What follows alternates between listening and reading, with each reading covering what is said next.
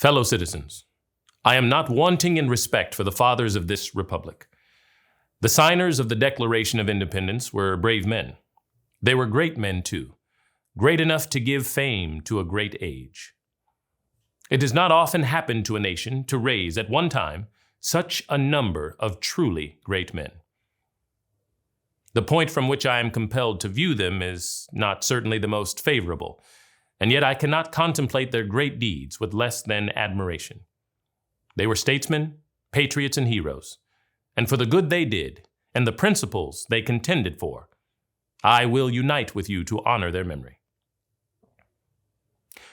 They loved their country better than their own private interests, and though this is not the highest form of human excellence, all will concede that it is a rare virtue, and that when it is exhibited, it ought to command respect.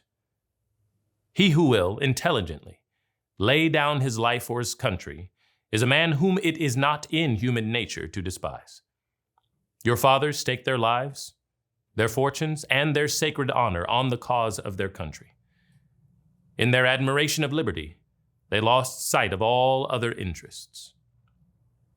They were peacemen, but they preferred revolution to peaceful submission to bondage. They were quiet men, but they did not shrink from agitating against oppression. They showed forbearance, but that they knew its limits. They believed in order, but not in the order of tyranny. With them, nothing was settled that was not right. With them, justice, liberty, and humanity were final, not slavery and oppression. You may well cherish the memory of such men. They were great in their day and generation. Their solid manhood stands out the more as we contrast it with these degenerate times. How circumspect, exact, and proportionate were all their movements. How unlike the politicians of an hour. Their statesmanship looked beyond the passing moment and stretched away in strength into the distant future. They seized upon eternal principles and set a glorious example in their defense. Mark them.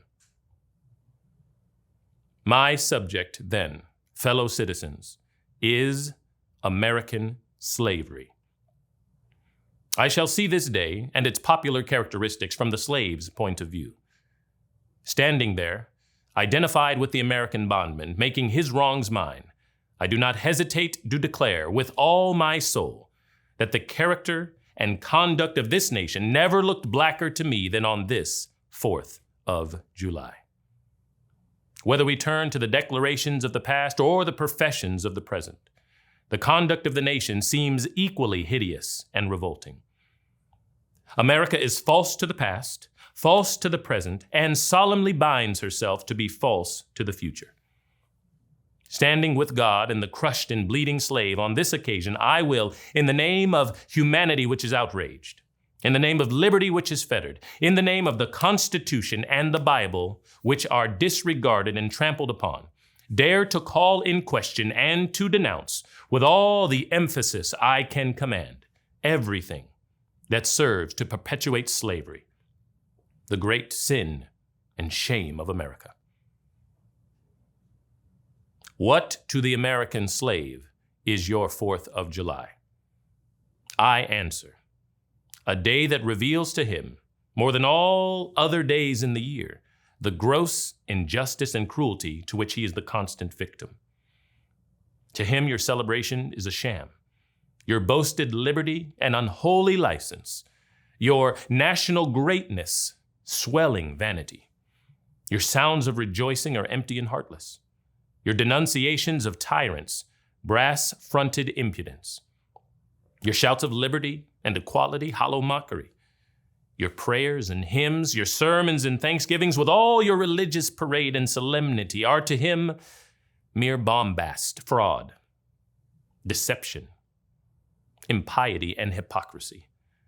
A thin veil to cover up crimes which would disgrace a nation of savages. There is not a nation on the earth guilty of practices more shocking and bloody than are the people of these United States at this very hour. Fellow citizens, there is no matter in respect to which the people of the North have allowed themselves to be so ruinously imposed upon as that of the pro-slavery character of the Constitution. In that instrument, I hold that there is neither warrant, license, nor sanction of the hateful thing, but interpreted, as it ought to be interpreted, the Constitution is a glorious liberty document. Read its preamble. Consider its purposes. Is slavery among them? Is it at the gateway? Or is it in the temple? It is neither.